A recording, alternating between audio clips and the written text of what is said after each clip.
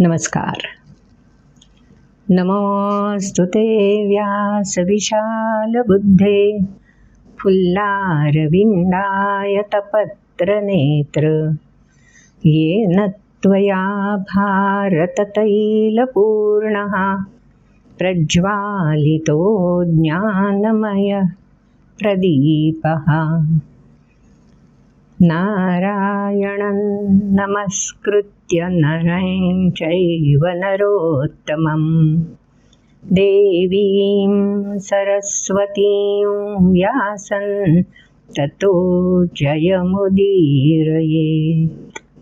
ॐ श्री परमात्मने नमः। पिछले वीडियो में हमने देखा हमें क्या अधिकार मिला है। तो इंद्रिय, मन और बुद्धि हमारे पास वरदान स्वरूप प्राप्त है, तो स्वाभाविक रूप से इनका उपयोग करने के लिए जो भी कृति, जो भी आचरण हम करेंगे उसका अधिकार हमें स्वभावतः प्राप्त होता है।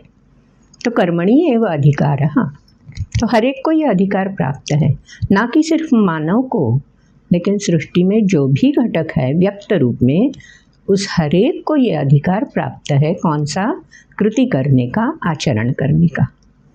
लेकिन ये अधिकार जब उपयोग में लाया जाएगा तो क्या क्या ध्यान में रखना चाहिए, आगे के भाग में ये बताया है। मा फलेषु कदाचन, जब हम कर्म करते हैं, जब आचरण करते हैं तो क्या हो जाता है? स्वाभाविक रूप से उस आचरण का जो भी परिणाम निकलेगा वो तो तय है, वो तो होना ही है। तो क्यों हम फल के बारे में सोचें?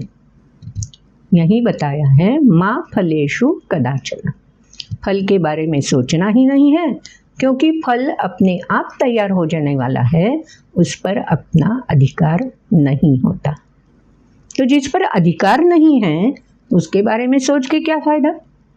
वहीं इस भाग में भगवान बोलते हैं मा फलेषु कदाचन।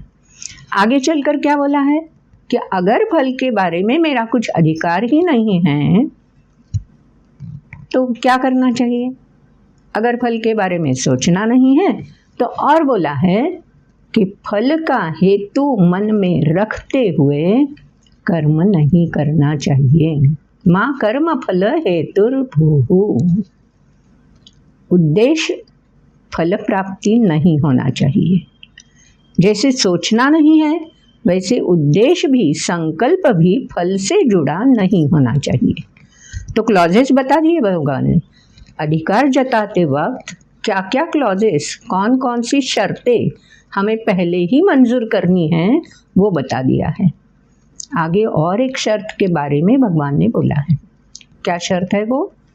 माते संगः अस्तु कर्मणि। संग मतलब जुड़े रहना, आसक्ति। तो कर्म करते वक्त, अधिकार जताते वक्त अनायास ही हम उससे लिप्त हो जाते हैं, आसक्त हो जाते हैं। कैसे पहचाने आसक्त हुए हैं कि नहीं? स्वाभाविक है, अगर उस कर्म पर मुझे अधिकार के अलावा मेरी मुद्रा स्थापित करनी है तो ये हुई आसक्ति। मतलब ये कर्म मैंने किया है, ये स्थापित होना चाहिए। जब ये उद्देश्य, ये संकल्प मेरे कर्म करने के पीछे रहेगा तो वो आसक्ति से भरा है। तो ये 3 शर्तें पहले से ही हमें ध्यान में रखनी है कर्म करने से पहले। कौन कौन सी शर्तें? अधिकार तो मिला है, लेकिन इन शर्तों के साथ मिला है। पहला है फल के बारे में सोचना नहीं। दूसरा ये कि फल प्राप्त हो जाए, जो मेरे ध्यान में है वो ही फल प्राप्त हो जाए, ऐसी कामना, ऐसा हेतु, ऐसा संकल्प नहीं करना है। और तीसरा, कर्म में करते वक्त या करने के बाद आसक्त नहीं रहना चाहिए। तो ये शर्तें मंजूर करने के बाद ही हमें अपना जो अधिकार है वो हम कृति से प्रतिबिंबित कर सकते हैं। तो पिछले एपिसोड में हमने ये समझ लिया है। अब आगे चलकर और क्या क्या जिम्मेवारियां हम पर आती हैं आचरण करते समय, ये जिम्मेवारियां अगले श्लोकों में भगवान ने बता दी है। लेकिन पहले श्लोक तो सुनने चाहिए। तो चलो पहले श्लोक सुनते हैं, बाद में हम उसके बारे में जो जो भी जिम्मेवारियां हमें सौंपी हैं वो भी जान लेंगे। तो चलो सुनते हैं श्लोक। योगस्थः कुरु कर्माणि संगं त्यक्त्वा धनञ्जय सिद्ध्यसिद्ध्यो समो भूत्वा समत्वं योग उच्यते। दूरेण ह्यवरं कर्म बुद्धियोगात् धनञ्जय बुद्धौ शरणमन्विच्छ कृपणाः फलहेतवः। बुद्धियुक्तो जहातीह उभे सुकृतदुष्कृते तस्माद्योगाय युज्यस्व योगः कर्मसु कौशलं। कर्मजं बुद्धियुक्ता हि फलं त्यक्त्वा मनीषिणः जन्मबन्धविनिर्मुक्ताः पदं गच्छन्त्यनामयम्। यदा ते मोहकलिलं बुद्धिर्व्यतितरिष्यति तदा गन्तासि निर्वेदं श्रोतव्यस्य श्रुतस्य च। श्रुतिविप्रतिपन्ना ते यदा स्थास्यति निश्चला समाधावचला बुद्धिस्तदा योगमवाप्स्यसि। अर्जुन उवाच स्थितप्रज्ञस्य का भाषा समाधिस्थस्य केशव। स्थितधिः किं प्रभाषेत किमासीत व्रजेत किं। श्रीभगवानुवाच प्रजहाति यदा कामान् सर्वान् पार्थमनोगतान् आत्मन्येवात्मना तुष्टस्थितप्रज्ञस्तदोच्यते। दुःखेष्वनुद्विग्नमनाः सुखेषु विगतस्पृहः वीतरागभयक्रोधस्थितधीर्मुनिरुच्यते। यः सर्वत्रानभिस्नेहस्तत्तत्प्राप्य शुभाशुभं नाभिनन्दति न द्वेष्टि तस्य प्रज्ञा प्रतिष्ठिता।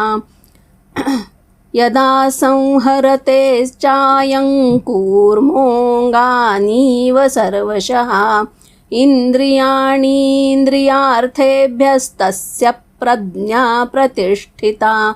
विषया विनिवर्तन्ते निराहारस्य देहिनः रसवर्जं रसोऽप्यस्य परं दृष्ट्वा निवर्तते। श्लोक तो आपने सुन ली। पहले ही श्लोक में जो क्लॉजेस हैं वो बताना भगवान ने शुरू कर दिया है। अब अर्जुन को स्वधर्म से भगवान जोड़ रहे हैं। स्वधर्म मतलब जो दायित्व हम पर सौंपा गया है उसके बारे में जानना। तो धर्म जो है वो शाश्वत है और मेरे लिए जो धर्म है वो कर्म से जुड़ा हुआ है। सो जो कर्म मैं करने जा रहा हूँ वो मेरे लिए धर्म होना चाहिए, मतलब जो शाश्वत कल्याणकारी हो ऐसा ही कर्म मुझसे होना चाहिए। तो उसको हम बोली भाषा में कहते हैं कर्तव्य। तो कर्तव्य करते रहना, ये कर्तव्य कैसे तय किया जा सकता है, इन्हीं श्लोकों में भगवान ने वो बता दिया है। पहले ही श्लोक में आपने सुना योगस्थ कुरु कर्माणि। कुरु मतलब करो, क्या करो, कर्माणि। जो भी कर्म जिस वक्त करना है कैसे करो, योगस्थ। स्थ मतलब स्थिर होकर। कहाँ स्थिर होकर, योग में।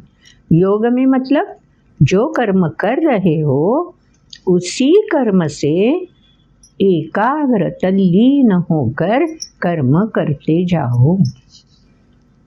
तो ऐरे गहरे विचार मन में भी नहीं आने चाहिए। मन भी एक इंद्रिय है, तो इंद्रिय भी मन के साथ भटकने जाएंगे अगर मन अलग सोच में डूब गया, क्योंकि मन तो अस्थिर है, चंचल है। तो मन चंचलता से हिल गया तो जो काम कर रहे हैं वो इंद्रिय भी इधर उधर भटकने लगेंगे। इसलिए फर्स्ट क्लॉज क्या है? कर्म आरंभ करते वक्त ही हमें योगस्थ होना चाहिए। मतलब जो कर्म कर रहे हैं उसी से चिपक के कर्म करना है, इधर उधर की सोच में जाना ही नहीं है। अगला क्लॉज क्या बताया है? योगस्थ कुरु कर्माणि संगन त्यक्त्वा धनंजय। ऊपर भी संगन शब्द आ गया, तो इस श्लोक में भी संगन शब्द आ गया है। संग मतलब आसक्ति। तो किसका त्याग करना है? आसक्ति का त्याग करना है।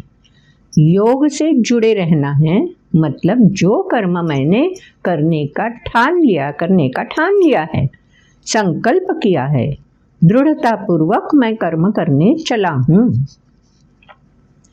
उस कर्म से जुड़े रहना है, मतलब योगस्थ। अगर उस कर्म से जुड़े रहना है तो स्वाभाविक रूप से क्या करना है? संगन त्यक्त्वा, आसक्ति का त्याग तो करना ही है। तो पहले एक्सेप्ट, जो कर्म करना है वो एक्सेप्ट करो। फिर कर्म से दूर करने वाले जो भी प्रसंग है, घटनाएं हैं, उससे परे हो जाओ, संगन त्यक्त्वा। तो पहला क्लॉज मैंने पार कर लिया, कर्म से जुड़े रहना है, संकल्प में दृढ़ रहना है, योगस्थ होकर कर्म शुरू करना है।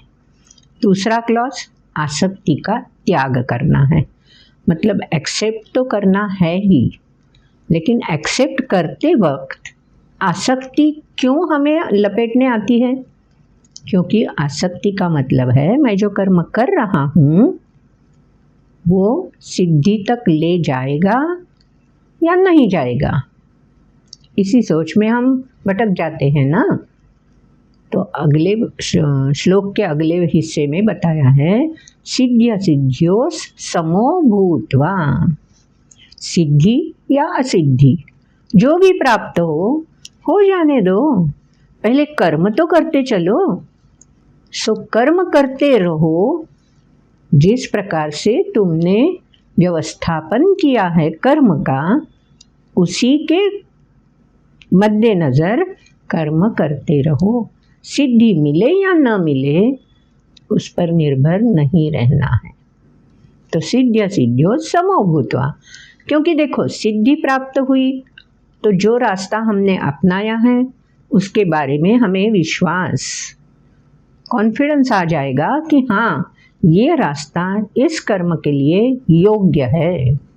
हम अगली बार अगर कर्म करने लगे तो मैंने चुना हुआ रास्ता सही हो सकता है, इसका विश्वास हम में आ जाएगा।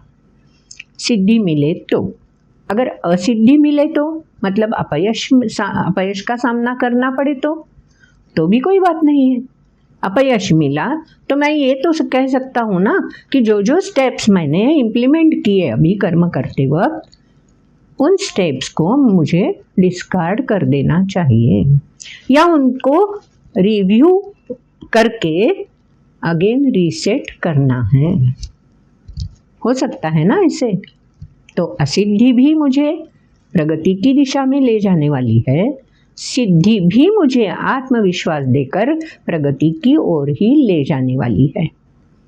लेकिन अपयश मिलने पर अगर मैं नैराश्य की ओर जाऊं और सिद्धि मिलने पर अगर मैं गर्व करने लगूं, तो इसलिए आगे भगवान ने कॉशस रहो, हर बार ध्यान में रहना चाहिए। समत्वं योग उच्यते, संतुलन जरूरी है। सिद्धि मिले तो भी फूला न समाना, असिद्धि मिले तो भी खाई में डूब ना जाना। संतुलन है, क्योंकि दोनों प्राप्त होते ही असिद्धि मिले तो भी प्रगति की ओर जा सकते हैं, सिद्धि मिले तो भी और प्रगति की ओर हम जा सकते हैं।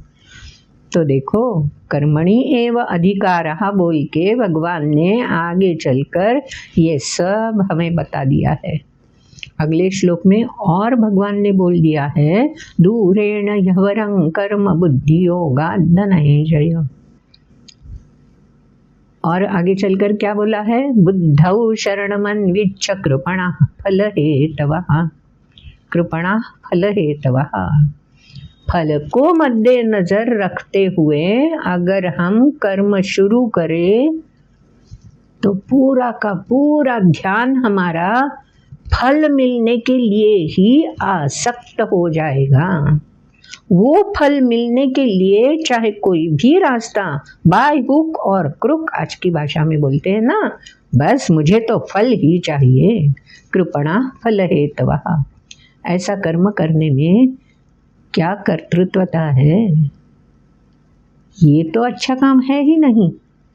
सो भगवान ने बोल दिया है, बुद्धौ शरणमन्विच्छ, जो विवेक बुद्धि हमें प्राप्त हुई है, जो संयमितता हम में है, हर एक के पास संयमितता है, लेकिन हम फल को प्राप्त करने की दौड़ में संयम को भूल जाते हैं।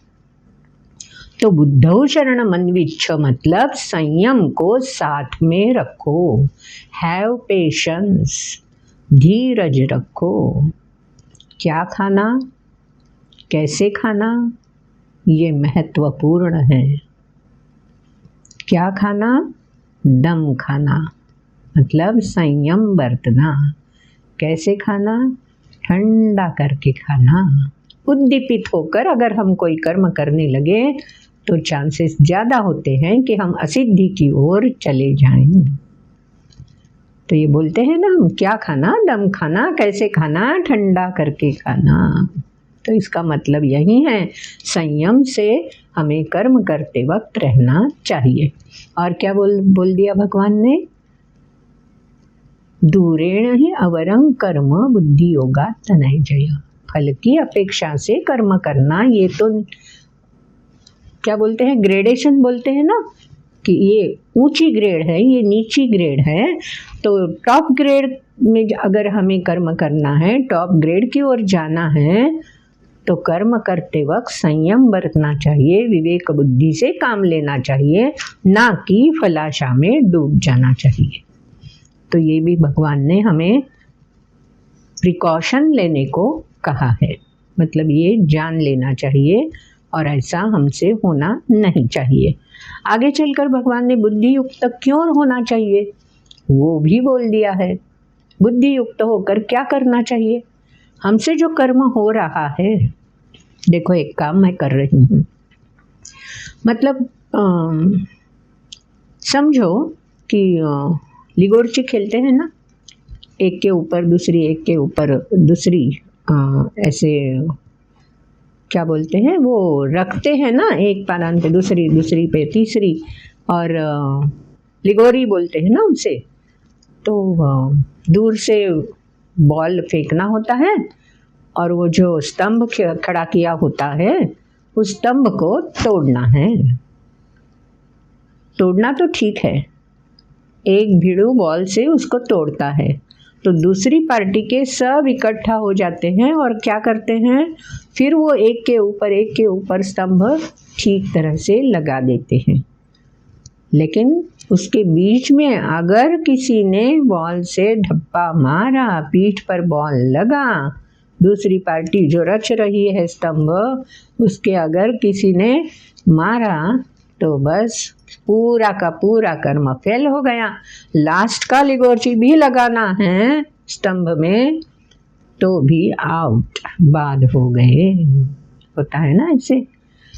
तो जो हमारी संस्कृति के जो खेल है वो खेल भी इसी तरह से हमें संस्कारित करते हैं। तो वही बोला है भगवान ने कि बुद्धि युक्तो जहाति, अगर हम विवेक बुद्धि से काम लें तो जो कर्म हम कर रहे हैं वो दुष्कृत मतलब अपेक्षा से परे अगर हो भी गया, दुष्कृत मतलब बुरा कृत्य नहीं, जो हमारी अपेक्षा है उससे थोड़ा कम हो गया, या सुकृत अपेक्षा से ज्यादा मिल गया, तो बुद्धि युक्तो जहाति, विवेक बुद्धि से जुड़े रहे और जो मिला है वो कम हो या ज्यादा हो, वो मेरा, सिर्फ मेरा कर्तृत्व है ही नहीं। माते संगोस्त्व कर्मणि, आसक्त नहीं होना चाहिए कि ये कर्म का ये जो सुकृत हुआ है ना मुझसे है, या दुष्कृत हुआ ना तो हम एक दूसरे को कोसने लगते हैं, तुम्हारी वजह से हुआ, ये तो तुम्हारी वजह से हुआ। बस नहीं, भगवान बोलते हैं ऐसा बोलने की कुछ भी जरूरत नहीं है। जो गलतियां करता है वही सीखता है। सिर्फ खबरदारी क्या लेनी चाहिए, एक गलती दोबारा ना हो, बार बार वही गलती नहीं दोहराना है, वही खबरदारी लेनी पड़ती है ना, तो वही भगवान ने बोल दिया है। अगर वही गलती फिर से ना हो, इसलिए क्या होना चाहिए, तस्माद् योगाय युज्यस्व, फुल्ली कॉन्सेंट्रेटेड रहना है, एकाग्र रहना है। जो भी स्टेप हम कर्म में करने जा रहे हैं एकाग्र रहना है, तल्लीन रहना है, तभी क्या होगा, योगः कर्मसु कौशलम, तो गलती होने की आशंका ही नहीं रहेगी। कर्म ठीक तरह से धीरे धीरे कौशल्य पूर्ण बन जाएगा। आजकल हम बार बार सुनते हैं ना, कौशल्य पूर्ण विकास कार्यक्रम, क्यों ज़रूरी है ये? हाँ, पढ़ते वक्त हम पढ़ते जाते हैं, सीख भी जाते हैं, लेकिन प्रत्यक्ष कृति नहीं करते, तब तक कौशल्य में कैसे माहिर हो जाएं, कौशल्य कैसे प्राप्त कर सकें? और अगर कौशल्य प्राप्त भी किया लेकिन बीच में खंड आ गया, बीच में गैप आ गई, तो जो कौशल्य प्राप्त किया था वो फिर से दोबारा मुझे प्राप्त करने के लिए मेहनत करनी पड़ेगी, तो तैयार रहना चाहिए। तो कौशल्य विकास, बार बार उसमें जो भी नया टेक्निक आएगा वो मुझे सीखना तो है ही। योग कर्मसु कौशलम, एक बार किया गलती हो सकती है, उसे दुष्कृत बोला भी जा सकता है, लेकिन वो सुकृत होने के लिए, जो दुष्कृत मैंने बोला ना सबने, ये दुष्कृत, ये क्या किया तुमने, ये ऐसा नहीं करना चाहिए था, ये गलती हो गई वगैरह वगैरह, छोड़ दो। जहाती, पीछे छूट गया सो छूट गया, उसको ध्यान में मत रखना। अपनी कॉन्फिडेंस लेवल भी कभी कम नहीं होने देना। वो कैसे कम नहीं होगी, तस्माद् योगाय युज्यस्व, फिर से कर्म में ही लगे रहो, जुटे रहो, तो ध्यान में ही नहीं आएगा कि मुझसे गलती हो गई थी, हो गया सो हो गया। चलो आगे चलते हैं। योग कर्मसु कौशलम, तो कहाँ पहुँचना है मुझे, कौशल्य प्राप्त करने तक मुझे बार बार कर्म में लीन रहना है। तो ऐसे एक ही कर्म में कितनी बार लीन रहे, कोई बात नहीं, एक ही कर्म में लीन नहीं भी रहना चाहिए, कोई रहने भी नहीं देगा। ये कर्म तुम्हें, अरे नहीं नहीं ये आता नहीं तुमको, चलो ये ट्राई करो, कोई बात नहीं, नहीं नहीं मुझे वही कर्म करना है, ऐसा भी बोलने की जरूरत नहीं है। सो पहले स्वीकार करो, जो भी कर्म मुझे सौंपा गया है या मैंने दायित्व समझ के स्वीकार किया है या मेरा कर्तव्य है, वो कर्म स्वीकार करना चाहिए। फिर स्वीकार करने पर आगे चलकर उसमें योग रहकर, लीन रहकर कौशलम प्राप्त करने तक उसे कंटिन्यू करना है। सो ए आया, सी आया, ए मतलब एक्सेप्ट, सी मतलब कंटिन्यू। कब तक कंटिन्यू करना है, एक तो वो कर्म पूरा का पूरा कौशल्य प्राप्त होगा, लेकिन ऐसा हो ही नहीं सकता। कौशल्य का कोई अंत नहीं है। यहाँ तक पहुँचे तो और अगली सीढ़ी हमारा इंतज़ार करती है। तो कौशलम ये डेवलपमेंटल प्रोसेस है, विकसित होने वाली प्रक्रिया है। तो जुड़े रहना और कौशलम प्राप्त करते रहना। तो कंटिन्यूएशन होता ही है, होता ही है। लेकिन अगर मुझे वो कर्म छोड़कर दूसरे कर्म की ओर जाना है, क्योंकि दायित्व है, तो दूसरे कर्म की ओर अगर जाना है तो ठीक है ना, जहाँ तक मैंने वो प्रवास किया है कौशल्य तो मिल गया है, वहाँ तक का कौशल्य तो मुझे अवगत है। मतलब मेरा आत्मविश्वास, कॉन्फिडेंस लेवल इतना पहुंच चुका होगा कि दूसरा कर्म शुरू करते वक्त मैं उसी कॉन्फिडेंस लेवल को आगे ले जा सकता हूँ।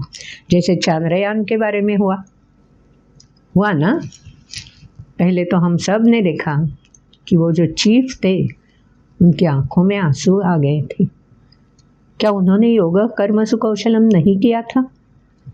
का कर्म उन्हें लीन होकर, तल्लीन रह के, बुद्धि युक्त रह के, संगन त्यक्त्वा माँ फलेषु कदाचन, सब क्लॉजेस ध्यान में रखते हुए ही तो कर्म किए थे ना।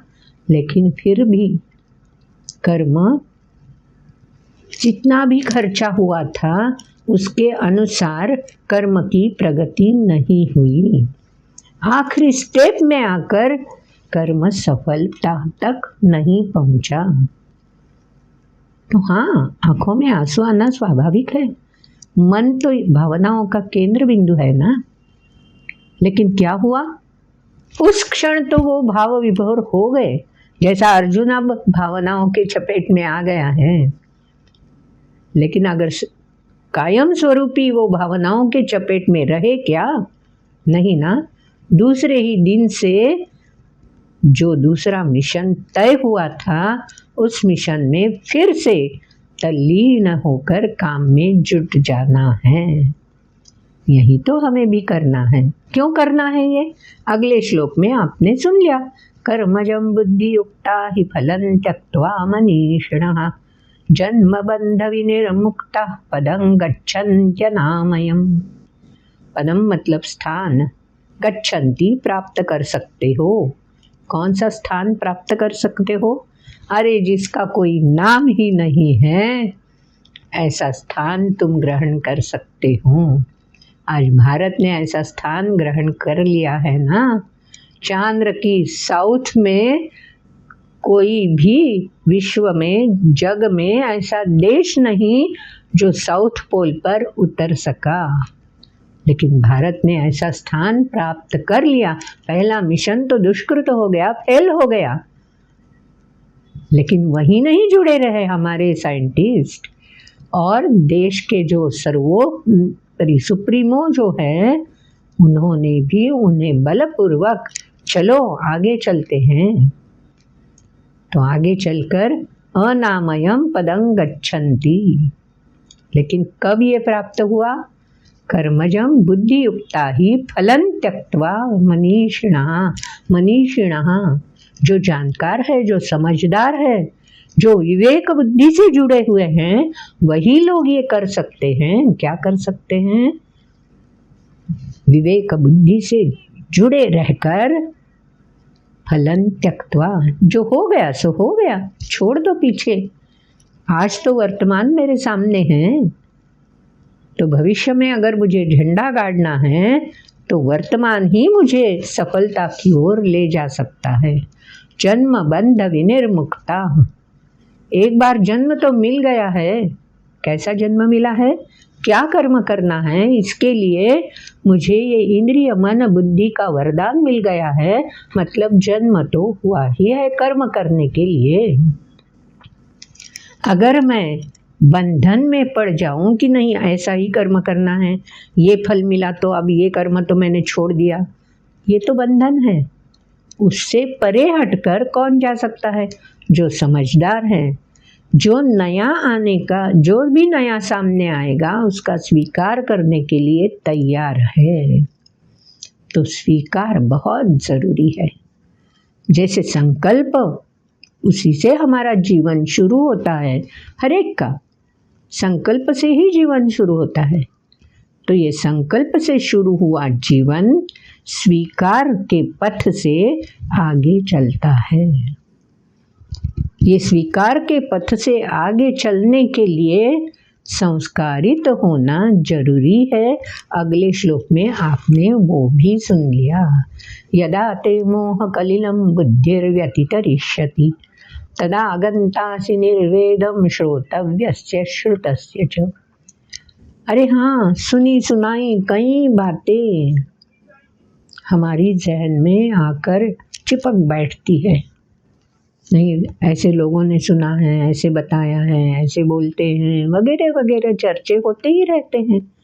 हम तक भी आते रहते हैं और हमारा मन तो इतना है ना कि वो व्यापक है कि ऐसे सब बातों को स्थान दे ही जाता है।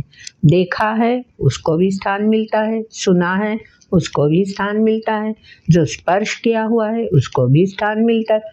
अरे ये पंच ज्ञानेंद्रिय जो है ना, वो हर बार कोई ना कोई संदेशा भेजते ही रहते हैं और मन उनका स्वीकार करता ही रहता है। और मन अपने पास नहीं रखता। मन क्या करता है, वो सब जाके बुद्धि पे छोड़ देता है, बुद्धि तक छोड़ देता है। तो बुद्धि क्या करती है, आने वाले सब संदेशों को ग्रहण कर लेती है। ग्रहण करने पर सॉर्टिंग में लग जाती है। अगर बुद्धि इस तरह से सॉर्टिंग में ही अटकी रहे तो निर्णय क्षमता होगी कहाँ। तो बुद्धि को इस सॉर्टिंग के चक्र से दूर कर रखना है तो मन की ओर आने वाले ये संदेश फिल्टर होकर ही आने चाहिए। श्रुति विप्रतिपन्ना ते यदा स्थास्यति निश्चला। अगर स्थिर बुद्धि है, जो कर्म मैंने स्वीकार किया है, जो संकल्प मैंने दृढ़ता से निश्चित किया है, उसी पे डटे रहना है, तो इस तरह से संदेश आए भी तो भी अपने आप फिल्टर करके मन उन्हें वापस भेज सकता है। इसी को मन की दृढ़ता बोलते हैं, क्योंकि मन तो अस्थिर है, चंचल है। संकल्प पे दृढ़ता मतलब ये मन को लयबद्ध रखना। लहरें तो होती ही हैं मन में, वो तो हम टाल नहीं सकते, लेकिन उन लहरों का क्या बोले हम, लयबद्धता जो है वो तो मेंटेन कर सकते हैं। ये काम कौन कर सकता है, मनीषिणः, समझदार, जो विवेक बुद्धि से जुड़ी हुई व्यक्ति है, वही ये काम कर सकती है।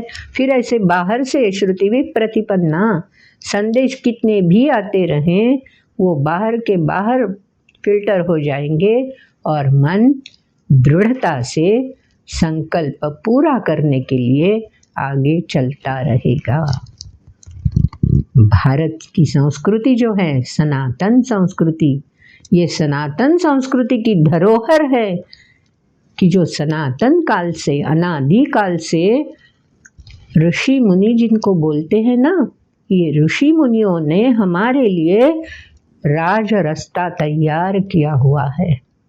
ऐसा पथ तैयार किए रखा है, धरोहर में दिया है कि हम अगर उस पथ पर चलने की ठान ले, निश्चय करे, संकल्प करे, तो रास्ता अपने आप नजर आने लगता है। तो स्वाभाविक है अर्जुन के मन में प्रश्न पैदा हुआ कि अरे ऐसे रास्ता प्राप्त करके कोई उस पर चलने वाला भी है? अगर कोई है तो उसके लक्षण क्या है, उसकी विशेषताएं क्या है, क्या होगी उसकी विशेषताएं? मैं जानना चाहता हूँ कि सच में कोई ऐसा हो सकता है व्यक्ति।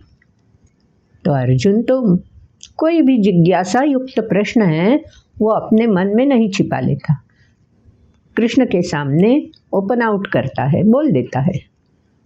तो अर्जुन ने आगे के श्लोक में प्रश्न पूछ ही लिया है, आपने सुन लिया। अर्जुन बोलता है, स्थितप्रज्ञस्य का भाषा समाधिस्थस्य केशव। इस श्लोक में जो नया शब्द हमको सुनने मिलता है ना, वो है स्थितप्रज्ञ। ये स्थितप्रज्ञ शब्द श्रीमद् भगवद गीता की देन है। भगवान ने पहली बार ये शब्द हम तक इस माध्यम से पहुंचाया है। पहले वेद, उपनिषद, ब्राह्मण वगैरह ग्रंथ थे, है, लेकिन उन ग्रंथों में ये शब्द नहीं आया है। तो पहली बार भगवद गीता में भगवान ने व्यक्ति को स्थितप्रज्ञ विशेषण दिया है। तो कोई भी व्यक्ति ये विशेषण प्राप्त कर सकती है, ऐसा विश्वास आगे जो श्लोक लिखे हैं उससे हमें मिलता है। तो अर्जुन ने विशेषताएं पूछी है। कौन सी विशेषताएं हैं स्थितप्रज्ञ व्यक्ति में? तो भगवान तो खुश हो गए हैं कि जो मैं बताना चाहता हूँ, जो अर्जुन की स्थिति होनी चाहिए, भावनाओं के लपेटे से बाहर आकर अपने विवेक बुद्धि से जो जुड़ कर रहना चाहिए, वही तो भगवान चाहते हैं। निर्णय क्षम फिर से अर्जुन बन जाए, सामर्थ्य से फिर से जुड़ जाए, यही तो भगवान चाहते हैं। स्वधर्म क्या है, क्षत्रिय का धर्म क्या है, ये अर्जुन फिर से जागृत होकर समझ जाए, यही तो भगवान चाहते हैं। और उसके लिए स्थितप्रज्ञ होना बहुत आवश्यक है। तो हम कैसे स्थितप्रज्ञ बन सकते हैं? तो श्री भगवान ने अर्जुन के प्रश्न का उत्तर दिया है। वो अगर हम समझ जाए और उनमें जो गुण विशेषताएं बताई हैं वो हम अगर आत्मसात कर ले, तो हम भी स्थितप्रज्ञ की ओर विकसित हो सकते हैं। तो क्या बोला है पहले ही भगवान ने आंसर देते वक्त? प्रजहाति यदा कामान सर्वान् पार्थ मनोगतान् आत्मन्येवात्मना तुष्टः स्थितप्रज्ञस्तदोच्यते स्थितप्रज्ञः तदा उच्यते। तब उस व्यक्ति को स्थितप्रज्ञ बोला जा सकता है। कब? बस ये कब क्वेश्चन के बहुत सारे मायने अब अगले श्लोकों में हम सुनने वाले हैं। पहला लक्षण कौन सा है? सर्वान् मनोगतान् कामान् प्रजहाति। जो भी व्यक्ति मन में उत्पन्न हुई सभी कामान मतलब कामनाएं, प्रजहाति मतलब त्याग सकती है। मुश्किल काम है ये, तभी तो भगवान को बोलना पड़ा है कि जो आसान है वो तो भगवान बोलते ही नहीं है। जब पहले अध्याय में अर्जुन बोले जा रहा था तो अर्जुन स्वाभाविक रूप से भावनाओं की चपेट में आकर बोले जा रहा था, जो हम तुम बोलते हैं। तो उसमें भगवान ने बीच में टोका नहीं था, रोका नहीं था, कुछ भी नहीं, खाली सुनते रहे थे। लेकिन अब जबकि अर्जुन ने स्थितप्रज्ञ की लक्षण पूछे हैं, तो भगवान अनायास ही सब कुछ विस्तार पूर्वक बताए जा रहे हैं। पहला काम क्या करना चाहिए? अगर हमें स्थितप्रज्ञ होकर स्थापित होना है कर्म करते वक्त, ये बहुत ज़रूरी है, क्योंकि स्थितप्रज्ञ अलग है और कर्म करने वाली व्यक्ति अलग है, ऐसा नहीं है। कर्म करते वक्त ही स्थितप्रज्ञ होकर कर्म करना है। तो ये दोनों एक दूसरे से जुड़े हुए हैं, इसीलिए भगवान अर्जुन से बात कर रहे हैं, क्योंकि अर्जुन अब कर्म करने वाला है। चाहे युद्ध में शस्त्र का त्याग हो या युद्ध करना हो, कोई भी जो भी निर्णय अर्जुन करे, अर्जुन की बात है। लेकिन कर्म करते वक्त स्थितप्रज्ञ होना, हर कोई युद्ध नहीं ना अर्जुन की तरह करने लगता, लेकिन जो कर्म दायित्व समझ के, कर्तव्य समझ के या नित्य व्यवहार के कर्म हम जब करते हैं, तो भी ये ज़रूरी है कि जो कामनाएं हमारे मन में ठान लेती है, वो कर्म में धीरे धीरे प्रतिबिंबित होने लगती है। और जैसे पहले बोला ना, फिल्ट्रेशन ज़रूरी होता है। ये फिल्ट्रेशन कैसे हो सकता है? आत्मन्येवात्मना तुष्टस्, तभी ये फिल्ट्रेशन अपने आप होने लगता है। मतलब क्या होता है? आत्मनि एव आत्मना तुष्ट, आत्मनि एव मतलब जो स्वीकार किया है उस पे ही अड़िग रहना है, डटे रहना है। एक बार स्वीकार किया तो किया। देखो हाँ, ये भगवान जो बोल रहे हैं इसका असर उल्टा भी हो सकता है। अर्जुन ने शस्त्र त्याग का निश्चय कर लिया है। अगर भगवान बोलते हैं आत्मनि एव आत्मना तुष्ट, तो जो निश्चय कर लिया है, जो संकल्प किया है, उस पर अड़िग रहना है, तो अर्जुन अपने निश्चय पर भी अड़िग रह सकता है। तो शस्त्र त्याग करना ही उचित है ऐसा अर्जुन समझने लगेगा। लेकिन आगे चलकर भगवान ने बोला है आत्मना तुष्ट, जो भी निर्णय मैंने किया है, कर्म जिस प्रकार से मुझे करना है इसका निर्णय तो हम कर सकते हैं, वो हमारा अधिकार है। लेकिन वो अधिकार कृति में प्रतिबिंबित करते वक्त आत्मना तुष्ट जरूरी है। मतलब मेरे मन में लयबद्ध स्पंदने जो तुष्टता, समाधान, संतुष्टता, तृप्ति की लहर हो, ऐसी होनी चाहिए। अर्जुन तो गलितगात्र हो चुका है, अस्वस्थ हो चुका है, तो अर्जुन का संकल्प, अर्जुन की दृढ़ता उस निश्चय से तुष्ट तो है नहीं। तो भगवान निश्चिंत है, क्योंकि वो बता रहे हैं कि जो निश्चय किया है उस पर अड़िग रहना ठीक है, वही करना चाहिए। बाकी जो कामनाएं मन में ठान लेती है उन्हें परे कर देना चाहिए, त्याग करना चाहिए, वो भी ठीक है। लेकिन क्राइटेरिया क्या है? ये सब करने पर आत्मना तुष्ट, मेरा समाधान कायम रहना चाहिए, मेरी तुष्टता कायम रहनी चाहिए, उसमें विकल्प नहीं आना चाहिए। तो ये बहुत ज़रूरी भगवान ने इस श्लोक में बोल दिया है। तो ये समझ में कैसे आएगा, ये तय कैसे होगा कि मैं समाधानी हूँ या संतुष्ट हूँ? पहचानेगा कौन? बाहर वाला तो कोई नहीं बोल सकता कि मैं संतुष्ट हूँ या नहीं हूँ, वो तो मैं खुद ही जान सकता हूँ ना। कोई भी व्यक्ति खुद ही जान सकता है कि हम समाधानी, तृप्त, संतुष्ट है कि नहीं। तो आगे चलकर उसके लक्षण, अर्जुन ने तो लक्षण पूछे हैं, तो भगवान को लक्षण बोलने हैं। तो आगे चलकर आगे के श्लोक में भगवान ने लक्षण बता दिए हैं कि पहचानना कैसे। कोई भी खुद पहचान सकेगा कि वो स्थित प्रज्ञ की ओर चल रहा है कि नहीं। दुःखेष्वनुद्विग्न मना सुखेषु विगत स्पृहा वीतराग भय क्रोधश्चितधीर मुनिरुच्यते। मुनि मतलब चिंतन मननशील। अपने मन की स्थिति का अभ्यास खुद को करना है। अपने बुद्धि की सोच कर्म करते वक्त कैसे कर्म में प्रतिबिंबित होती है, इसके बारे में चिंतन मनन करना व्यक्ति का ही दायित्व है। तो ये चिंतन मनन कृति करते वक्त ही कैसे करें, ये जिसको साध्य हो गया उसको बोलते हैं मुनि। चिंतन मननशील जो व्यक्ति है उसे मुनि कहते हैं। और ये प्रतीत कैसे होता है?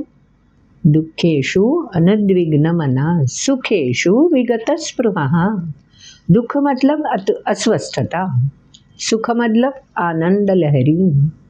आनंद लहरें अगर मन को छू रही है तो उससे और वैसा ही करने के लिए मन ललचाना नहीं चाहिए, उसमें ही स्पृहा नहीं होनी चाहिए। हाँ, ये कर्म करने से आनंद लहरें, आनंद उर्मी उठ रही है तो चलो यही कर्म करते हैं। क्योंकि बाकी लोग मेरी प्रशंसा करते हैं, तो चलो ऐसा ही काम करते जाएं। नहीं, उस लालच में जो व्यक्ति नहीं गुम हो जाता, उसी तरह से अगर अस्वस्थता निकट आ जाए तो भी मन को स्थैर्य कायम रखने के लिए सदैव तत्पर रहता है। तो कर्म से दोनों सामने आ सकता है। आनंद लहरें भी मन तक पहुंचती रहती हैं या दुख की लहरें भी मन को अस्वस्थ कर देती हैं, लेकिन संतुलन, समत्व नहीं बिगड़ना चाहिए। तो उसके लिए क्या करना चाहिए? फिल्टर कौन सा? वीत, राग, भय, क्रोध। बस वीत मतलब छोड़ दो, त्याग करो, पास ही उनको आने ना दो। फिल्टर वही काम करता है ना, पास आए भी तो उन्हें अलग कर देता है। तो किसे अलग कर देना चाहिए? मन के निकट किसे नहीं आने देना चाहिए? राग, भय, क्रोध। तो ये राग मतलब संग, संग मतलब आसक्ति। तो राग, संग, आसक्ति ये तीनों समानार्थी शब्द है। तो राग मतलब आसक्ति को फिल्टर कर दो, पास ही नहीं आने दो। दूसरा भय, भय के पीछे क्या क्या आता है? शंका, संशय, डर, ये सभी एक ही भावना के पहलू हैं। तो इनको फिल्टर कर दो, त्याग कर दो, वीत दूर छोड़ दो। तो आसक्ति को छोड़ दो, भय को छोड़ दो। और तीसरा, क्रोध के आवेश में कभी न आना। कब? कर्म करते वक्त। चाहे कैसा भी परिणाम सामने आए, कर्म करते वक्त कुछ भी सुनना पड़े, कुछ भी प्रतिक्रियाएं मिले, फिर भी क्रोधित नहीं होना है। तो अगर व्यक्ति संकल्पित होकर चिंतन मनन उसी का करते रहे, जो ध्येय प्राप्त करना है उसी के बारे में सोचती रहे और कर्म में वही प्रतिबिंबित करने की ठान ले, तो अनायास ही ये सब फिल्टर हो ही जाएगा ना। तो आसक्ति छुएगी ही नहीं। संशोधक जब काम करते हैं, संशोधन में जुड़े, अब कोरोना के काल में लस निर्माण करना आसान काम नहीं था ना। तो ये लस तैयार करने के लिए संशोधक जो जुड़े थे वो किस वृत्ति से जुड़े थे? वीत, राग, भय, क्रोध। तो वो मुनि ही है ना। तो हमारी संस्कृति में ऐसे जो भी काम करने वाले लोग हैं वो मुनि कहलाते हैं। तो भगवान ने आगे चलकर स्थितप्रज्ञ के और भी लक्षण बता दिए हैं और इसके लिए एक दाखिला भी दिया है। यदा संहरते चायं कूर्मोऽङ्गानि सर्वशः इंद्रियाणि इंद्रियार्थेभ्यस्तस्य प्रज्ञा प्रतिष्ठिता। स्थिर हो गई उसकी प्रज्ञा, मतलब वो व्यक्ति स्थितप्रज्ञ कहलाने लायक हो गई। इंद्रियाणि इंद्रियार्थेभ्यः, अर्थेभ्यः, इंद्रिय के जो अर्थ है, जो विषय है, आगे चलकर उसके बारे में हमें जानना ही है। अभी तो इतना ही समझ लेते हैं कि हर इंद्रिय का अपना अपना एक विषय होता है। उस इंद्रिय को अर्थ प्राप्त होता है, उसका मिशन प्राप्त होता है, वो विषय से प्राप्त होता है। तो उस विषय को परे रखना, दूर रखना, तभी वो व्यक्ति स्थितप्रज्ञता की ओर प्रवास कर सकती हैं। और ऐसे इंद्रियों को उनका जो शाश्वत धर्म है वो तो वो निभाते ही रहेंगे, लेकिन उन्हें फिल्टर शब्द बोला है ना मैंने, कैसे करें? तो दाखला दिया है कूर्म का। कछुआ, कछुआ क्या करता है?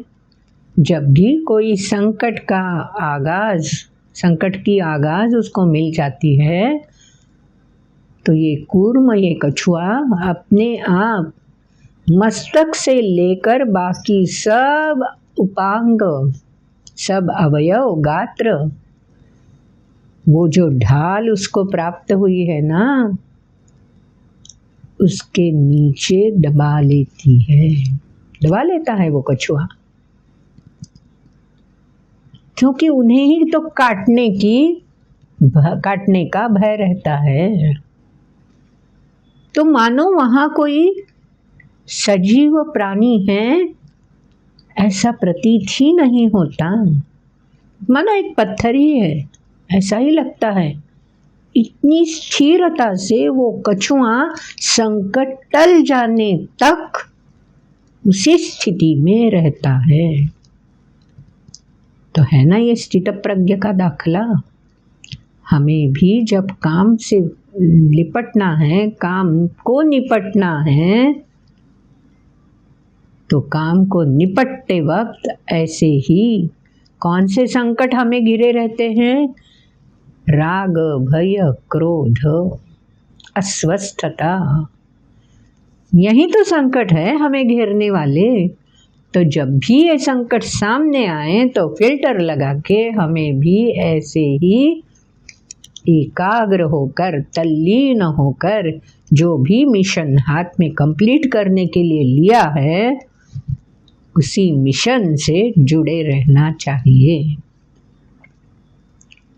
तो आगे के श्लोक में भगवान ने वही बोला है, विषया विनिवर्तन्ते निराहारस्य देहिनः रसवर्जम रसोप्यस्य परं दृष्ट्वा निवर्तते।